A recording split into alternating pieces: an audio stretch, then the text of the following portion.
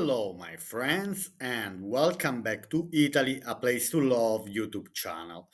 Now, today I'm trying to make a new type of video. So, I want to know as well your opinion. Just write it down in the comment section if you like it or not. So, basically, I want to read an article selected by me in Italian language. Okay, and then translating while I'm reading for you to make it familiar to listen the Italian language and maybe why not to read yourself in Italian. So let's start. The topic what I want to talk today is about a typical Italian Christmas dessert, un dolce di Natale. Okay, I want to try to speak a bit in Italian with you because I know you love Italy and I know you would like to improve a bit your Italian. And so, why not maybe to read an article with me and to see how the video is going, and then let me know in the comment section what are you thinking about. Okay, so let's start. Iniziamo. These are two typical desserts of the Italian cuisine during Christmas time. So, on one side, here on the left, we have panettone and pandoro, and on the right here we have panettone. Now, let's start reading this article in Italian here that I found on this website italia.it, highly recommended for whoever would like to know more about Italy. There's a lot of information to find about Italy. Okay, so let's start reading in Italian for you and let's see how we're going. Now, let's start. La storia del Pandoro e del Panettone, i due re del Natale italiano. Now, the history of the Pandoro and of Panettone, i due re del Natale italiano, the two kings of the Italian Christmas. Now, for example, in Italian, Christmas we say Natale. Just maybe many of you know, anyway, in Italian, when we wish Merry Christmas, we say Buon Natale. Repeat with me, Buon Natale. Okay, so then, for example, due, I due re. This is an interesting. Now, due means two in Italian, and re means king. So, I is the article, the two kings, I due re del Natale italiano, of the Italian Christmas. Now let's keep reading here. Let me select first the area where I'm gonna read. Allora, so, allora, non è davvero Natale in Italia fino a quando Pandoro e Panettone non arrivano in tavola. Let's start translating this sentence. It's not Christmas, non è davvero Natale, it's not Christmas in Italy, until when Pandoro or Panettone and Panettone are not on the table. So, non è davvero Natale in Italia fino a quando Pandoro e Panettone non arrivano in tavola. So, when these two desserts are on the Italian table, it means that is Christmas. You can only buy these two desserts only during Christmas time. You will never find, for example, in April or during the summer, in no shops you're gonna find these two desserts. Only when is the end of November, let me say from the middle of November, you start finding in the retail shops these two desserts. Ma da dove hanno origine questi dolci tipici del Natale? Let's read again. Ma da dove hanno origine questi dolci tipici del Natale? So, where do they have origin, these two desserts, these two Christmas desserts? Ma, for example, is but, sorry, but where dove. In Italian, when you want to say where, you say dove. For example, dove sono I panettoni? Where are the panettones? Now, dove hanno origine? Where do they have origins? These two typical Christmas dessert. Dolci in Italian, typical dolci tipici we translate as typical desserts. So you see some words are not far from the English language. Tipici is typical. Questi is these. These. So anyway, let's keep reading. Now, here in the picture, as I showed you before in the beginning, we have Pandoro on the left and Panettone on the right. Now, the difference is the dough is kind of similar, okay? Let me say that Pandoro is a bit softer, è più morbido. So, il Pandoro è più morbido. So, Pandoro is more softer than Panettone. Il panettone è un po' più duro, soft, hard and soft, let me say, duro e morbido. And in panettone we can find I canditi. Canditi are the raisins, uvetta e canditi. So, uvetta, uva, is translated as raisins, uvetta as raisins. And canditi, let me go to check canditi in English. I'm gonna use as well Google Translate. Canditi I would translate as candies, but it says candied fruits. So then, let's go back to the article. Now here, I don't think I'm gonna read everything, but I will focus only on few particular, maybe on few words. Now, let's read in Italian. Pandoro o panettone? Se fate questa domanda agli italiani, scoprirete che ci sono due fazioni amichevoli ma ben distinte.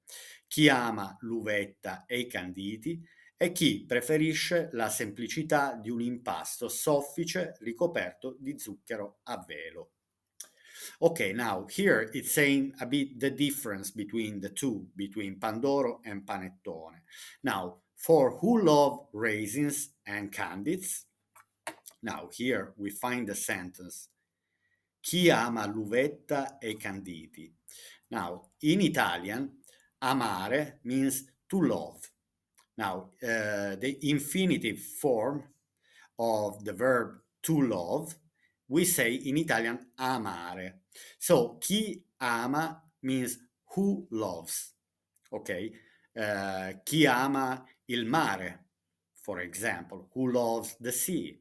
Chi ama la montagna, who loves the mountain. So, and so on. Amare. Repeat with me. Amare. Amare. Chi ama l'uvetta e i canditi. Or, for example, then let me translate, who prefer the simplicity of a soft dough covered with powdered sugar.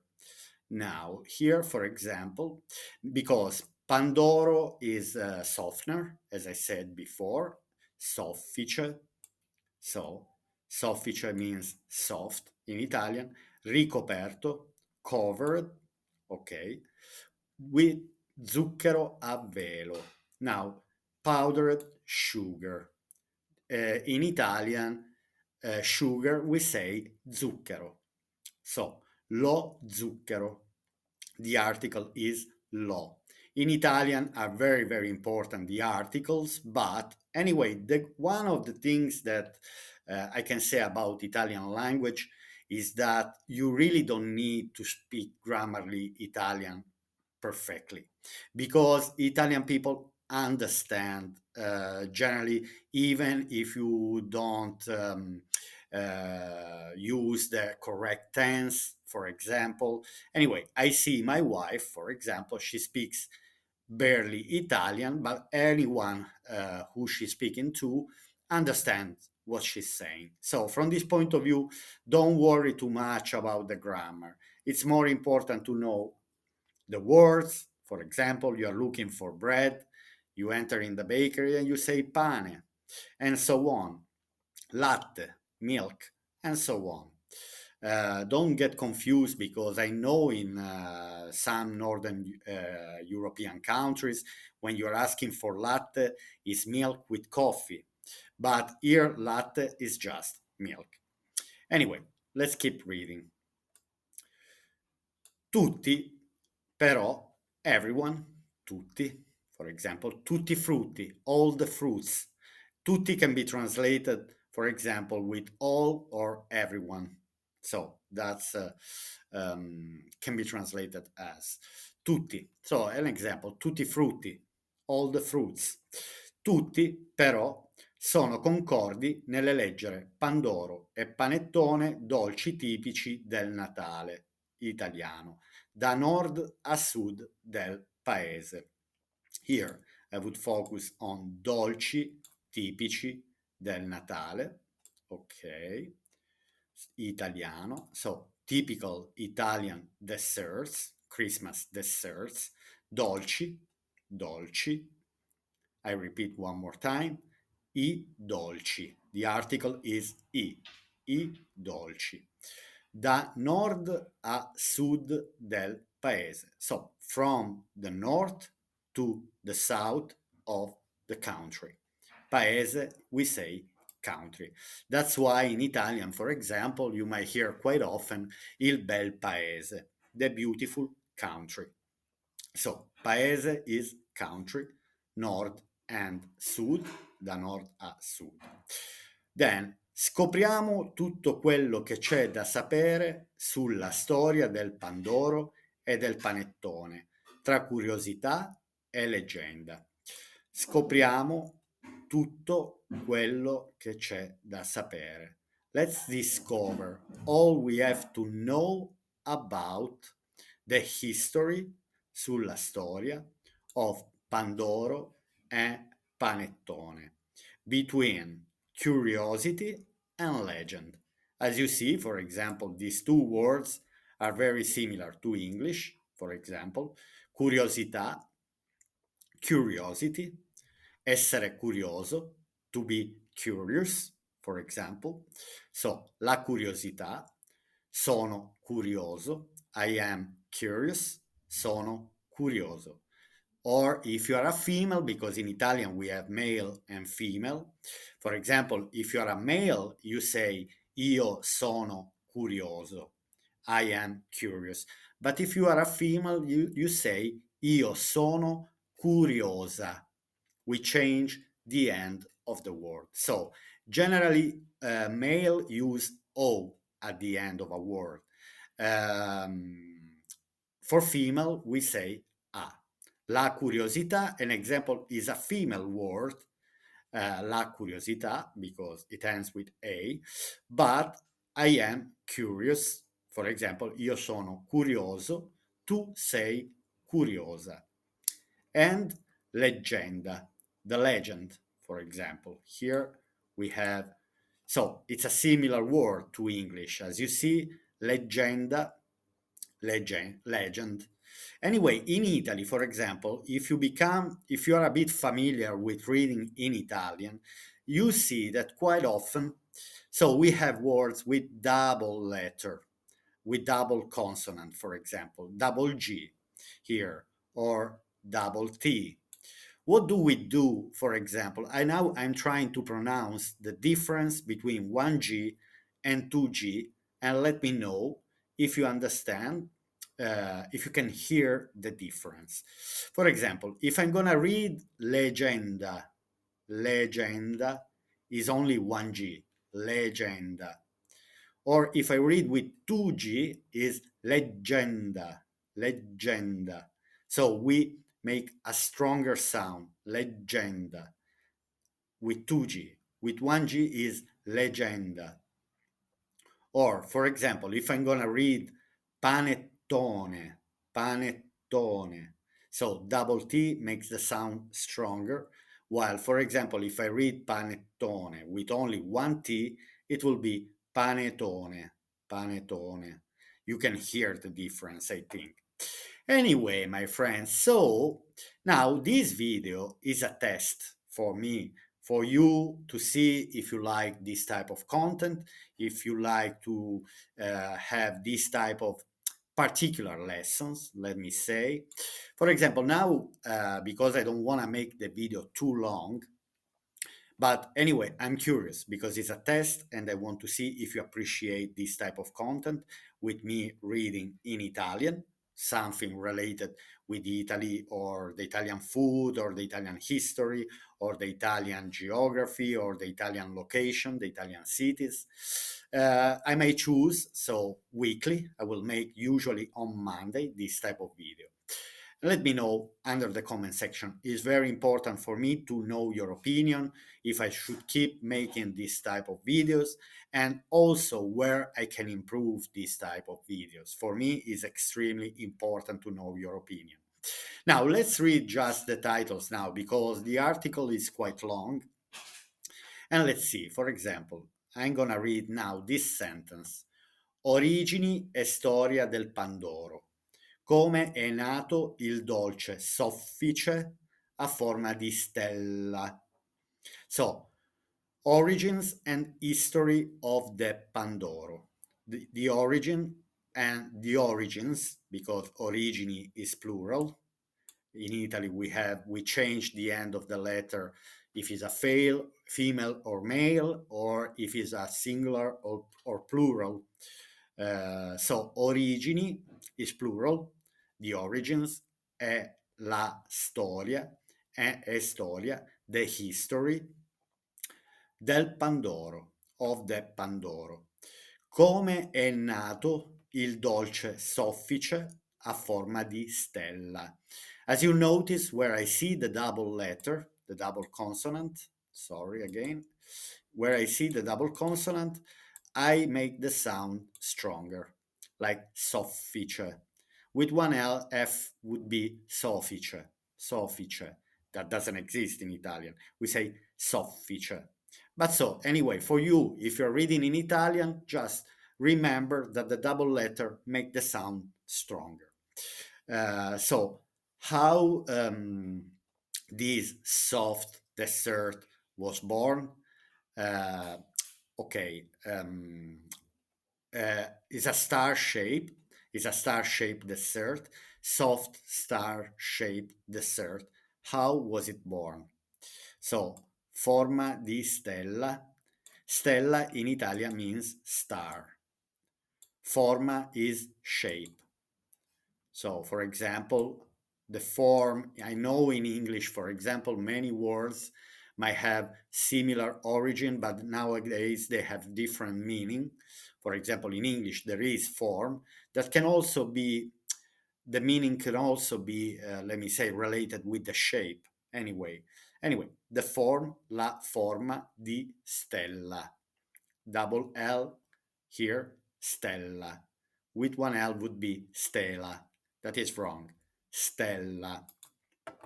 Anyway, so let's keep reading. It's a star-shaped dessert. Then I'm not gonna read all the article because anyway, it's quite long. Anyway, here, for example, again, we have curiosity and legends of the Pandoro. Now, curiosità e leggende sul Pandoro. Leggende, double G. Curiosità. So, for example, we have the accent here on the last letter of curiosità that makes this sound like curiosità. When you see this accent at the very end of a word, means you have to put a kind of accent on that word. È leggende sul Pandoro. Okay, so let's keep reading here. Origini e storia del panettone. origins and history of the panettone, da Milano, from Milan to conquer all over Italy.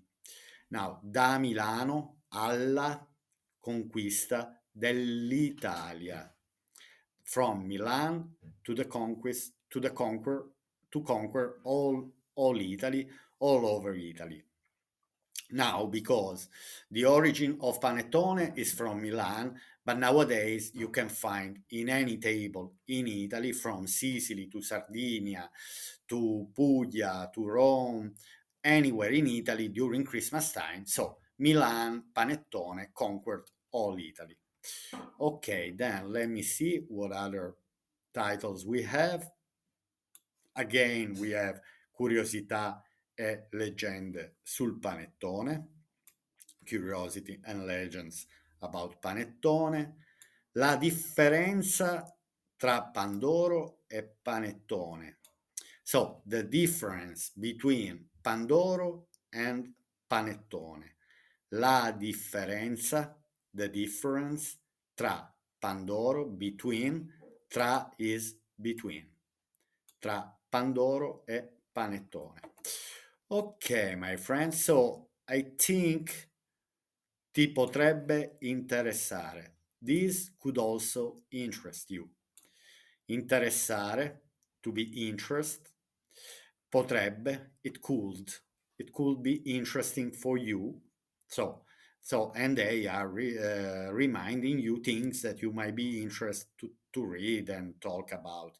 Anyway, my friends, so I hope you have enjoyed this video. And again, it's just a test, okay? Because I don't know if it might be successful or not. Let me know again during under the comment section if you like it or not, and if you want me to make a weekly video under this type of with this type of contents in Italian, for me to try to read in Italian and for you to learn a bit of Italian. Okay, my friends, so now we are getting closer to Christmas. I hope all of you are going to have a good one, and I wish all of you to have at least or panettone or pandoro on the table this Christmas, wherever you are in the world. Okay, my friends, I'll see you to my next video here on Italy A Place to Love YouTube channel. Bye.